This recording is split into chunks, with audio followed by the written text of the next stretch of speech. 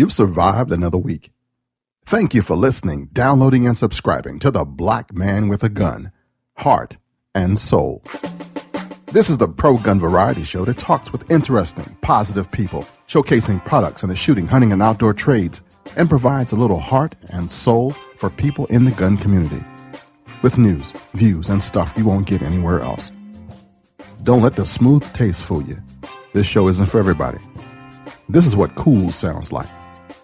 I'm Reverend Kenn Blanchard, your host, your friend and brother from another mother, known as the Black Man with a Gun. Welcome.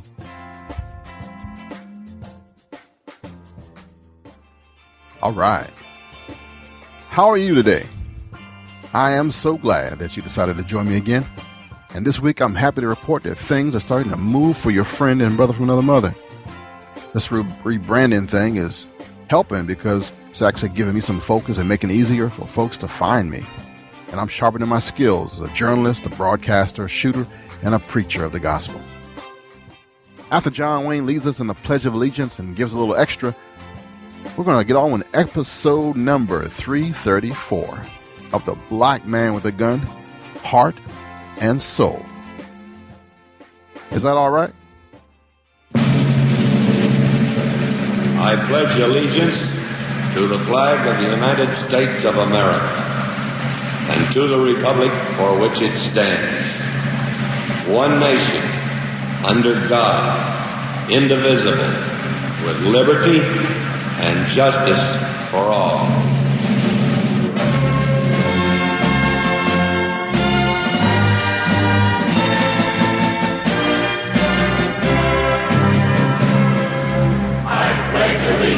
To the flag.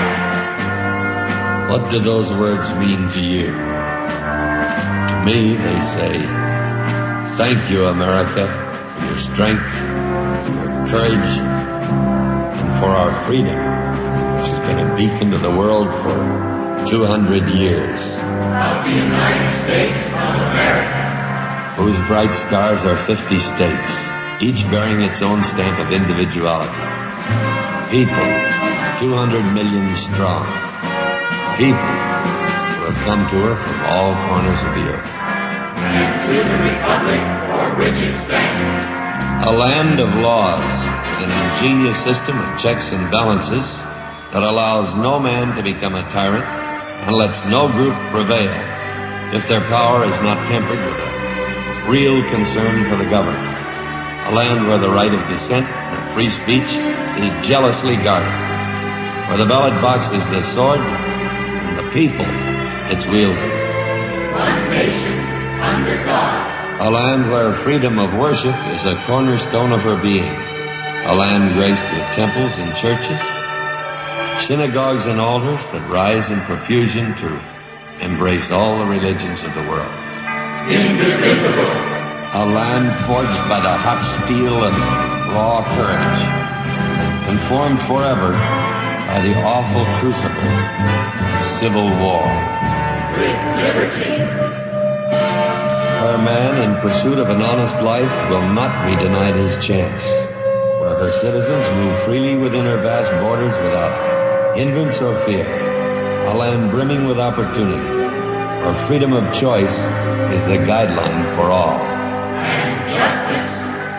The courts of our land are open to all. Its wheels of justice grind for all causes, all people. They look to every avenue for justice, every concern of the law, and they temper their reasoning with mercy for all.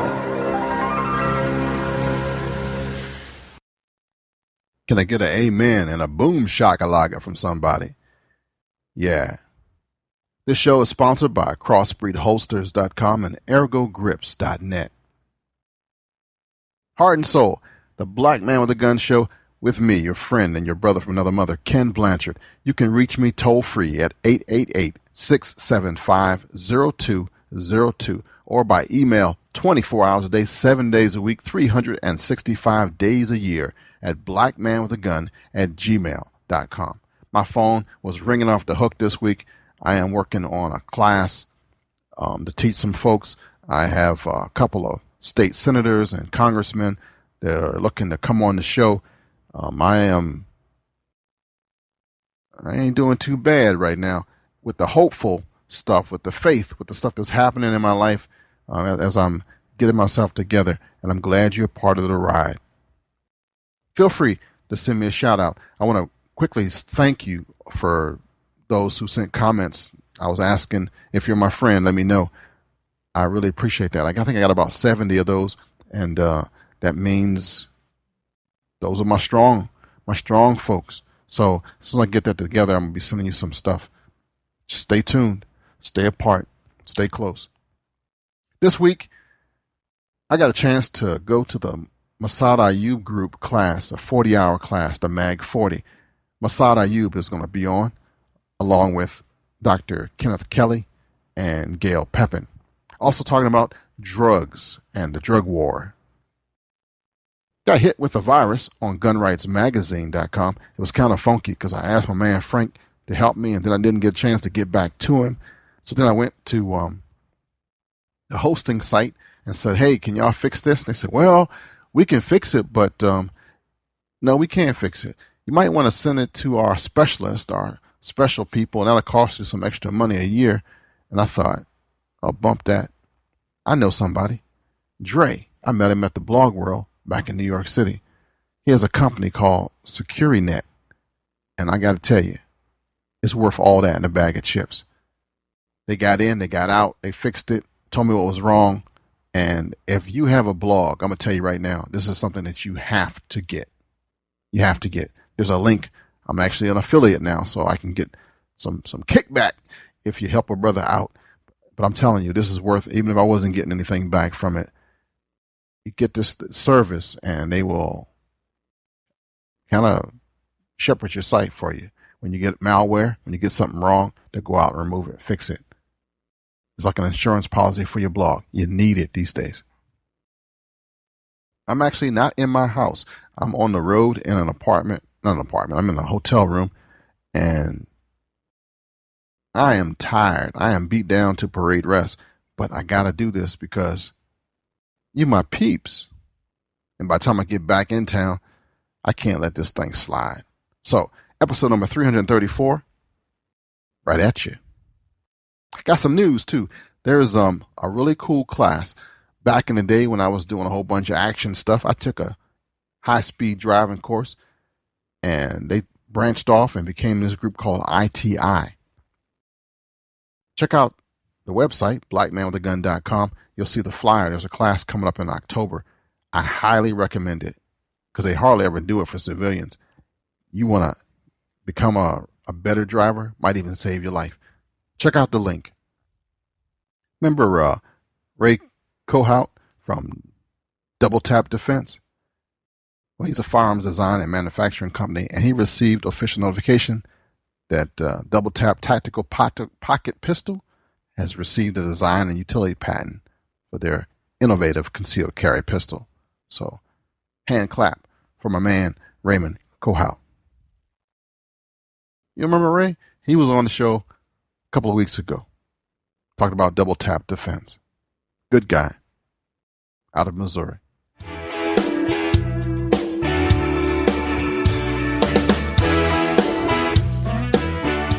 The drug war. Who won that? After the TV cameras are gone, the truth after tragedy remains. After the marchers have gone home believing they have accomplished something, there is still pain.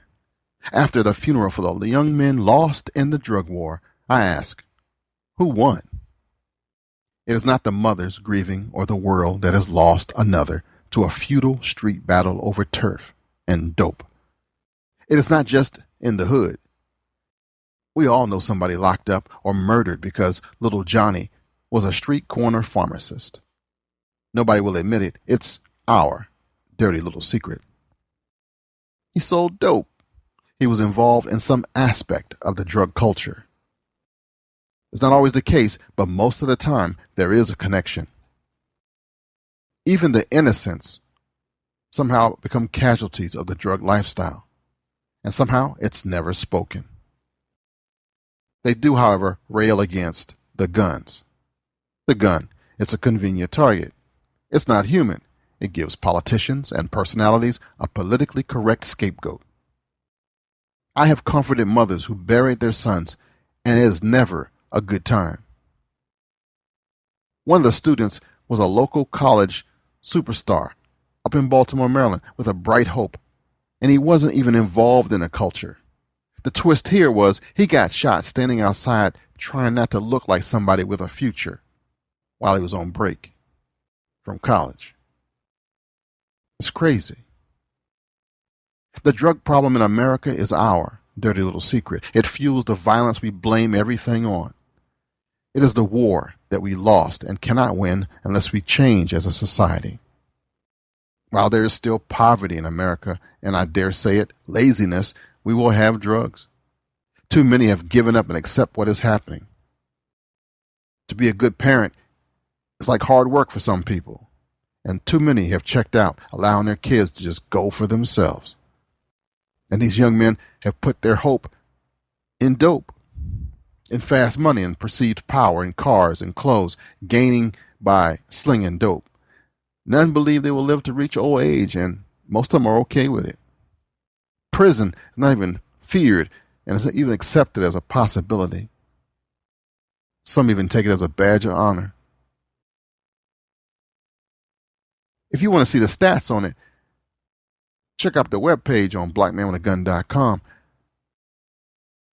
Would you believe that 22% of the 10th graders and 26% of the 12th graders back in 99 reported using dope in the past month? Our problem is also we have failed to teach our children that there are more options than just becoming an athlete or an entertainer. Because they feel like if they can't make it into one of those, they got nothing to do. Demographic-wise, it's mostly men. Racial and ethnically-wise, that one will mess you up. Check out the stats. If you think I'm not reacting to the senseless slaughter like everybody else, you're right. I know it's not what we hear on the news from the talking heads. They have an agenda. We got a drug problem.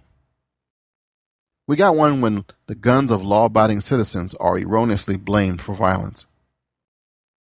And I say that boldly because violence occurs without the presence of a gun. Having a firearm in your vicinity does not possess you with some demonic murderous spirit.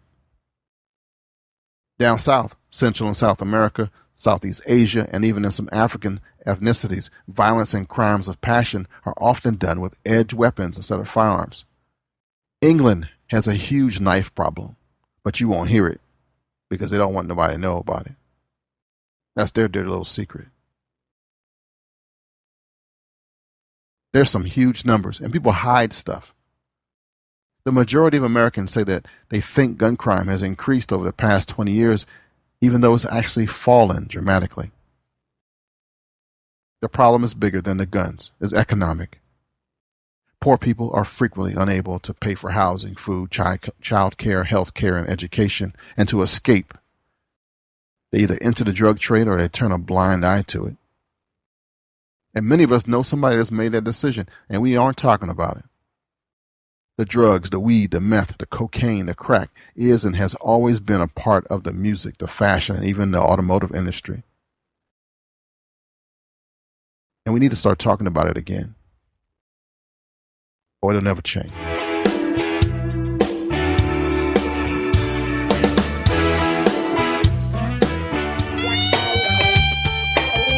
Crossbreedholsters.com. Often imitated, never duplicated. Handcrafted in the USA. Home of the lifetime warranty and a try-it-free guarantee. Crossbreedholsters.com. All right, this week I got a chance to attend the MAG 40. That's Massad Ayoob's group, 40-hour class of threat management. To tell us about that, here's Kenneth Kelly. Kenn Kelly, welcome to the show. Thank you. I'm actually attending MAG 40, and can you tell me what that is? Yeah. Well, believe the title is Threat Management for Civilians. Okay. The goal is to teach, both private citizens as well as sworn officers how to deal with violent criminal attackers. It's a 40-hour class. It typically takes place 10 hours a day over a 4-day period. It's about 60% is classroom lecture, and 40% would be range time, actually out shooting handguns. Yeah, it's been a good class for me because a lot of the stuff I haven't heard since the academy. There's a lot of legal stuff in it. Yes, there is. I mean, you've seen events in the news recently. Most police officers and prosecutors want to see justice done. But unfortunately, we've seen instances where, people who have no choice and are forced to use deadly force to defend themselves and their loved ones are sometimes prosecuted for doing so. And so the purpose of this class is to teach people to act both ethically and legally and within the law. But sometimes even when you do all those things, you still end up becoming part of the criminal justice system and the civil justice system afterwards. So the goal of this class is to at least tell people, as we say, is to walk where the ice is thinnest. Where the ice is thick, I should say. How'd you get into this stuff, man? Well, I myself had read Massad's works. Prior to that, a number of times in my life, both I and my family had been crime victims, and so I was interested in defending myself, and so I bought Massad's book, The Truth About Self-Protection, and, people talk about books that change their lives. Well, this was literally true in my case because I read this book, and I then bought his other books and read them, and when I had the first opportunity, I took what was the forerunner of this class, and took that 40-hour class and then returned for more advanced classes. And then I actually brought Mass to the state of Virginia to put on a class. And since then, whenever he gives a class that's close to me, I volunteer to come help and assist and help other people learn what it is I was taught. Mass, in fact, tells us in our advanced classes that we have a moral authority to share what he's taught us with other good guys, certified good guys. And that, by the way, is part of the class, is that before you can come to the class and study, you have to prove that you are, in fact, a good guy, that you do not have a criminal record, either demonstrating it through having a concealed carry permit to carry a gun in public, or if that's not possible for you, you need to demonstrate that you do not have any criminal background, any criminal record. Good stuff, man. Good stuff. So you've been helping, instructing. You were with our class today. What do you think of the regular citizen? Is this just too much for them, or should everybody kind of get this information? Well, I think everybody should be free to have a gun. That doesn't mean that I think everybody should have a gun. And as we discussed today in class, we pointed out that, yes, everyone certainly has a right to buy a gun, but actually carrying a gun out in public, you're taking on a considerable responsibility by doing that. So as a responsible citizen. Definitely, yes. And I think if you're going to take on that responsibility, you need to meet that responsibility by understanding what the rules of the road are. Under what circumstances can you use deadly force to protect yourself or other people whom you have a responsibility to protect? Yeah, we get stuck on just the mechanics of just shooting and buying ammo, and we forget all about that. If you had to protect yourself, everything's going to change for you right then. Well, we've seen that. There was an event, of course, in the news recently, and last week, Mass gave the same class up in Harrisburg, Pennsylvania. And we had in somebody who used a gun, was forced to use a gun to protect himself, and ended up being prosecuted and spent 9 months in jail because he could not get bail because he was charged with murder one. And he came into the class and told a story, and we were all everyone in the room was very moved by his presentation. That was kind of like the high point of the class for a lot of people. Where the rubber hits the road. Exactly. All right, man. For folks who don't know, how would they get in touch with Mass or get this class? Yes, he does have a website, the Massad Ayoob Group, www.massadayoob.com, and on there you can go to the schedule and see where classes are offered in your area, or like me, perhaps you might want to travel to another part of the country and take a class there. I've trained in Pennsylvania, here in Maryland, in Virginia, as I mentioned, in Florida, in Washington State. Other classes are given, for example, in Wisconsin, in Illinois, in New York, in Arizona, in New Mexico. They're around the country. All right. And you are a martial artist too, aren't you? Yes, I've also trained at the Modern Warrior, which is Phil Messina's school in Lindenhurst, New York. There was a very famous person in the field of self-defense, was Jim Cirillo, who was a very famous New York policeman who served on the stakeout squad, where back in the 1970s they sent officers in to retail establishments that had been consistently robbed, and they would stake out the place, and when the armed robbers came in and drew weapons, they would interrupt that robbery in progress.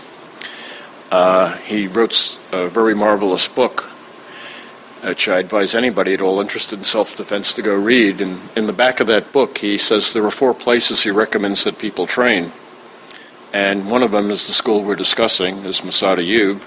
Another is Phil Messina.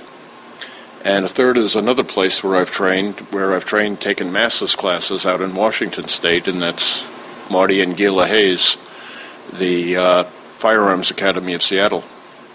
Good stuff, man. Man, thank you for your time. My pleasure, Ken. This portion of the show has been sponsored by ErgoGrips.net. Small arms accessories built for high performance and control. Shooter focused. ErgoGrips.net. All right, this week I got a chance to talk to Massad Ayoob. And if you don't know who that is, let me tell you. He's an internationally known firearms and self-defense instructor. He's like the go-to guy that lawyers go to when there's a big case.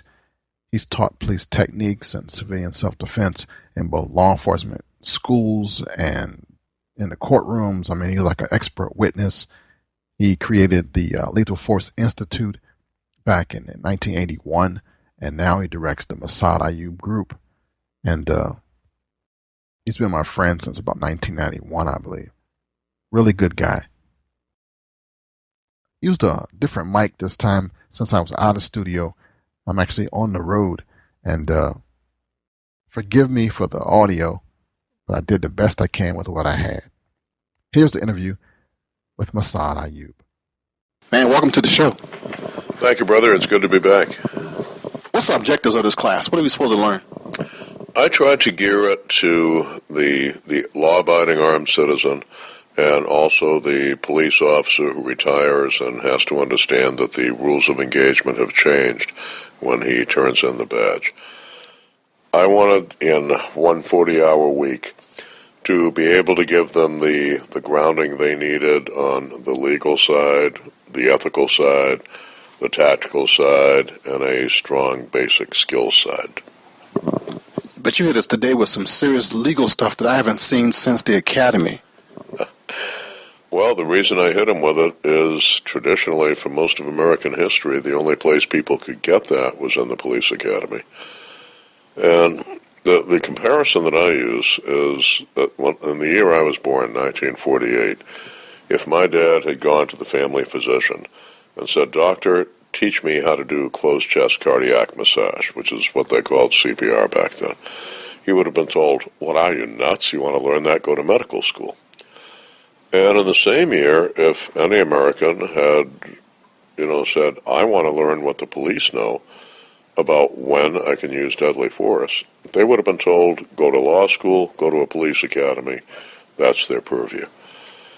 And growing up coming to the gun culture early, being in a family of armed citizens, and basically the third generation of them in this country, it struck me very early that the people who keep guns for self-defense, the people who carry loaded guns in public, need to know these things. And eventually, I wound up teaching those things. We opened LFI in 1981, Lethal Force Institute, my first school. And we did our pilot program, actually, at Chapman Academy, under the great Ray Chapman. And we did that in March of 1981. And Ray told me, this stuff needs to be taught. You ought to do this regularly. You ought to open a school. And I remember thinking, well, that would be fun. That would be, maybe 1 week a month I'll teach the class. It'll be where I don't have to be flying around doing research for writing and stuff. It'll be fun. I can stay home. Which is famous last words comparable to the Titanic is unsinkable, the mortgage is assumable, etc. And within a year, Lethal Force Institute became the tail that wagged this old dog. And I've been doing it pretty much full-time ever since. I went from LFI to Massad Ayoob Group in 2009. And right now, basically, Gail and I spend most of our time traveling around the country and sharing the knowledge that we've been able to gather from others who have paid a terrible price to learn it. Hitting on the controversial. Stand your ground. It's a big thing. It's a big target painted. What's the real deal with stand your ground? The real deal with stand your ground is that it may be the single thing that has most been misrepresented to the American public by the politicians and the talking heads this side of Benghazi. Stand your ground simply brings America back to what historically was always the rule among civilized humanity, that if you were attacked in a place where you had a right to be, you had a right to fight back against the criminal attacker, and you were not expected to turn your back, try to outrun a bullet, try to outrun a knife, or abandon your wife, your child, or your grandmother. In the Middle Ages, England pioneered the concept of homicide se defendendo. It was their attempt to keep the noblemen from killing each other in duels over honor. And what they said, no, people are not allowed to kill each other over pride. If you're in a situation where you could safely turn around and leave, we expect you to do that. And if you don't, we will hold you culpable. Now, the legacy of that, it flowed into the English common law. And as you well know, being a law enforcement officer, so much of American law derives from English common law. That said, we have historically had some states that did demand retreat and some that did not. Those that did, and those that still do, which are now actually apparently in the minority, have never demanded blindly that you retreat, that you try to outrun the bullet. Every single state that now or ever has had a retreat requirement has said you're only required to retreat if you can do so in complete safety to yourselves and others. No one expects you to throw the baby from the sleigh to the pursuing wolves. No one expects you to abandon your elderly mother or your petite wife or your children. What Stand Your Ground did, and we're looking now in the mid-first decade of the new millennium, there were so many states where there had been cases of the private citizen defended himself, and for whatever reason, those who came after him in court, whether it was a clueless prosecutor, a politically motivated anti-gun prosecutor, or a rapacious plaintiff's lawyer that wanted revenge for the family and money in his pockets and theirs, would argue, well, he could have walked away, therefore it's on him. Therefore, you must find him guilty of something. You must find him culpable for something. And the reform legislation, and I consider it exactly that, was typified in the Florida bill during that decade, which basically simply rescinded the retreat requirement. It said, look, before you had to flee, if you could, in safety, you know what, we're not going to argue the point anymore. You're a free American. If you are criminally attacked any place where you have a right to be, you are not the instigator. You are not violating any laws. You do not have to flee anymore. That argument is off the table. You can stand your ground and fight with whatever appropriate force there is. Well, as soon as that came out, the Brady Bunch and all the gun prohibitionists immediately twisted it, lied about it. They actually had a publicity campaign that said tourists of the world do not go to Florida. They have just passed a law that says anyone who says they're afraid of you can shoot you and get away with it. Oh my God, it never said that. And anyone who believed that obviously never read the law. Yet the talking heads of the newspapers, the editorials, all of that, trumpeted that as if it were true. And we now, in the wake of the Zimmerman verdict, are hearing that today from people who should know better. We are hearing the Attorney General of the United States claim that Stand Your Ground should be retracted. The really appalling thing with it is because the Zimmerman case became such a focus of racial polarity in America. We're seeing the argument that, well, Stand Your Ground discriminates against black people, and it allows the white closet Klansman to, so long as he left his sheet at home in the closet instead of putting it on his head, to kill a black man and get away with it. If anyone actually looks at the statistics, which your listeners can find on a great website from the Tampa Bay Tribune newspaper, they went out and honestly researched this. They looked at every case since that law had passed where the Stand Your Ground had been invoked. And what they discovered was there were literally more black folks than white folks who were being exonerated because of it. The figure, if I'm going from memory here, but the figure, if I recall it correctly, was 53% of Caucasians who had invoked the Stand Your Ground law had the charges against them dropped as allowed in that part of Florida Statute 776, and 55% of African Americans. Okay, African Americans are being lied to about this more than anyone else in this country because they're literally being targeted with this argument. Yeah, it's heavy. But the facts speak for themselves. If you guys do the research, you will find what Ma says is true. This last piece, the last question I got for you, in just training in general, after you buy the firearm, after you have your first safety class, what should a new gun owner do? First, the new gun owner needs to learn how to work the machine.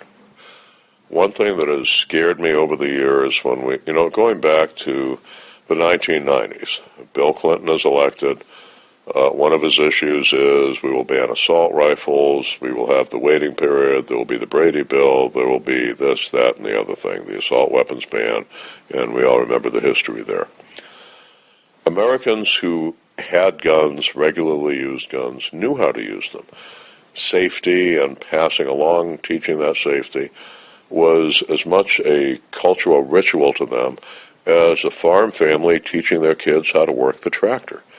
As any homeowner teaching their kids, here's how you work the lawnmower when we mow the lawn here in the burbs. Now you had all the people who on this polarized issue had been sitting on the fence thinking, well, I'm not anti-gun, I'm not pro-gun, I don't think I need a gun right now, but I don't want to foreclose the option. Suddenly see the deadline at the end of the tunnel. If I am ever going to own a gun, I better buy it now. Exactly. And they'd grab the gun and buy it. And we saw the same again with the Y2K thing. And we've seen it twice now with President Obama's election and re-election. And what you have there is something that normally does not occur in nature. If the history of it is, if anybody wanted a chainsaw, they would have a reason to use it. They would go to the lawn equipment shop. They'd say, hey, I will buy a chainsaw if you show me how to use it. And the guy behind the counter would say, sure. They'd give them through the safety protocols. They'd show them how to safely use it, and life would be good. If ever somebody said, in the next legislative session, we're going to try like hell to ban chainsaws. You will never be able to own a chainsaw again. Even people who lived in condos with the landscaping paid for by the homeowners association would say, holy crap, what if I need one in the future? I'll buy one now. And you would have a generation of people with chainsaws who never thought to ask how to use them. Well, I'll just put it in the closet just in case. And the thing sits there waiting for someone to put their hands on it. I had feared that would happen in firearm safety. It turns out it really has not. Historically, as the gun ownership has built, largely driven by, I can't say panic buying because panic implies an unreasonable fear. And their fears were absolutely genuine. The powers that were going for that were absolutely serious about disarming this nation, and most certainly still are. I had feared those guns sitting in the closets would get children's hands on them and really bad things would happen. It turned out that did not. The history of it has been that tragic firearms accidents have trended downward, even against the huge increase in American firearms ownership, which has included not just us old gunnies who are, I want one more AR-15 before the ban, but a huge number of people who are buying their first ones. And I think it speaks well of the responsibility of the people in our country. They're buying these things and they're saying, okay, I've got this thing. Sarah Brady and all those people told me it was an icon of evil. Oh my God, it is a horrible death machine. I own it. Maybe I'd better find out how to use it. And what we are seeing is the responsibility of the logical, level-headed American in action. We're simply not seeing an increase in accidents, and that's a win-win. Another thing is the unforeseen consequence for the clueless prohibitionists who wanted to take our guns away. If they had thought about this deeply, which obviously they didn't or they wouldn't have taken up their cause in the first place, they would have realized that all those people taking their last chance to buy the gun, when they came off that fence they were sitting on, came down on our side. Good stuff, man. Good stuff. Thank you so much, man. Looking forward to taking the rest of the class. Thank you, brother. It's great to finally have you here after all these years. Thank you so much. Hey, I just want to say thank you for taking time out of your day or night to listen. Not sure how you're doing it, computer, smartphone, MP3 device, but thank you. If you could go to iTunes and leave a positive review for me, a thumbs up on Stitcher Radio, I think that still allows the bean counting robots to show me that somebody is there. Spasibo, shukran, merci, grazie, salamat po, gracias, obrigado, kamsahamnida, dankeschön, shishini, domo origato. Shalom, baby. Hey, one of the nicest people that I've met is one of Massad's best friends, and she's usually with him at the Massad Ayoob group training, is Gail Pepin. She's the producer and host of Pro Arms podcast. She's a competitor, a former nurse out of Illinois, really nice person, and she is hilarious. I want to just kind of introduce you to her, and as we get ready to close, the show was a little short this week. That's because I'm on the road, and but there's just so much coming. Hope you don't mind. Here's Gail. Gail, welcome to the show. Hi, Ken. You made a comment today about no women in the class. Do you think there should be women in this class, and why? Well, typically our classes have like between 10 and 20% women, and I was surprised this class is 20 people, and we would have at least 2 women typically in the class. I think women should take the class, take training, for the same reason men should take training. They need to be prepared. They need to be educated. They need to know how to use their firearm, how to shoot, and when to shoot. There are not, well, take that back. Right now there are actually more women instructors now than I've ever seen. And some spots you guys even take over the blogosphere. I mean, it's just whole sections of women. There's women's outdoor news. There's women. I mean, it's just like way more than it used to be, and that's a good thing. It is a good thing. There's a lot of women, a lot of new women instructors. But what I have noticed with a lot of the women instructors, they take the basic NRA instructor class, and they're an instructor, and that's where they stop. And they just teach beginning level courses, and they just teach that, and they don't move beyond that, and they don't encourage their students to move beyond that because they don't know anything else. That's what they know. And sometimes they don't know what they don't know. That's not all of them, but there's a lot of, especially the new crop, I see a lot of that going on. So where should they go next? Where should they go next? Well, if you take your basic NRA class, MAG would be great. You know, we have a lot of women instructors. Corner Cat, Kathy Jackson teaches some excellent classes. Babes with Bullets is a little more high-speed, low-drag for women competition shooting. Vicki Farnham teaches some excellent women's classes. Firearms Academy of Seattle, if you can get out there. There's a lot of options out there for women. So think outside the box. Don't get stuck on the basics. Don't think you just took a basic class and you are ready, because there's a lot of stuff that isn't covered in the basic class, because it is just a basic class. How did you get into this thing? How did I get into this? Well, it's a long, long story. You know, I grew up in the city. I grew up in Chicago, so we didn't really have guns legally. Maybe about 15 years ago or so, I was sitting around with a bunch of friends. I belong to this loose group of people we get around every couple times a month and talk about different subjects and have dinner, just a bunch of friends. And one of the guys just said, you know, those people, they're real passionate about the Second Amendment. It really, you know, they really feel strongly about it. What's that all about? We should find out. I'm like, okay, let's find out. So we all took some basic classes, and we all, you know, rented guns, and we all went to the range together, and we started going on a regular basis. I went at least twice a month. I started practicing. I kind of kept taking it beyond the basic class. I started training with Jack Manfrey in Chicago, who was a very excellent trainer, very tough on his students. Just kept taking more and more classes. I saw Mass's name on a flyer at the range at Midwest Guns, and took his class, and the rest is history. Haven't left. Never looked back. But you even compete now. I mean, you'd like to take this to another level. I do. I kind of got pushed into that, too. The guys I shot with in Chicago, you know, like, hey, let's go shoot a match. And I'm like, I don't know. I don't know if I want to do that. But we started doing that when we were doing the training sessions. We would shoot different scenarios. I said, well, let's go shoot a match and see how it is. A little intimidating at first, but everybody was so nice and so helpful, and it was so much fun. I was hooked, kept going. Never stopped, never looked back. What competition is that? IDPA primarily is what I shoot. I also shoot GSSF, but that didn't come until a little bit later. I started with IDPA. And GSSF is Glock Sports Shooting Foundation. Are you a Glock person now?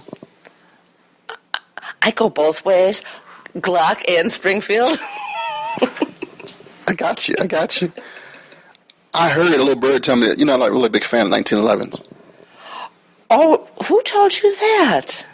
I just listened. Oh, well, I have this theory. 1911, she's a whiny little you know, she says, I can't shoot in the rain, Al Ross. My grips are too tight. Oh, my springs are too tight. Thank you so much. All right, Gail. And that's it. Thank you. I will talk to you again. You got the best one. Go ahead. You can't shoot hollow points out of me. I'm hollow point intolerant. Makes me gag. Oh, you 1911 folks. Suck it up. It'll be all right. Thanks, Gail. Polymer rules. Polymer rules. Thanks, Ken. Thanks, Gail. Bye. Bye.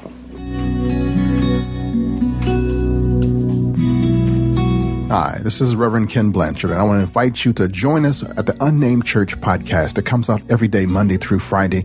A little inspiration, a message to help you in your walk with Christ. It is a part of the BlanchardChapel.us. Come join us, won't you?